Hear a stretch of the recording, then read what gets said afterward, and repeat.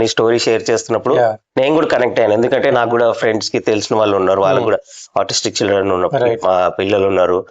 ఈ ఆటిజం ఎంతవరకు స్ప్రెడ్ అయింది కొంచెం చెప్పగలుగుతావా? నాకు ఫస్ట్ మాకు తెలిసి మా 4 years అయిపోయింది ఇప్పుడు మా జర్నీ. ఇప్పుడు మా వాడు 8 years, ఆల్మోస్ట్ 4 years దగ్గర మాకు తెలిసింది దీని అన్నిటి గురించి. 3 నుంచి ఐడియా ఉన్నా.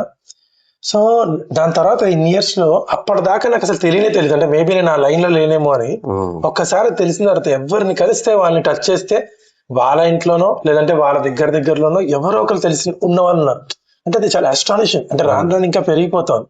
ఎవరు పడుకున్నా అరే మా వాడికి తెలిసిన మా బావ కొడుకు ఇలా అని. ఇప్పుడు మన గ్యాంగ్ లో 6 మంది కలిస్తే ఆల్మోస్ట్ అందరూ కూడా మనకి ఎవరో ఒకరికి తెలిసిన. సో చాలా స్ట్రేంజ్ థింగ్. స్టాటిస్టిక్స్ నాకు ఒక్క స్టాటిస్టిక్స్ గుర్తుంది ఏంటంటే ఆల్మోస్ట్ ఒకటప్పుడు అంట 1000 పీపుల్ కి లెస్ దెన్ 0.5 0.2 అంతమంది ఉండేవారంట. అంటే ఒకప్పుడు ఆటిజం ఉన్నవాళ్ళు.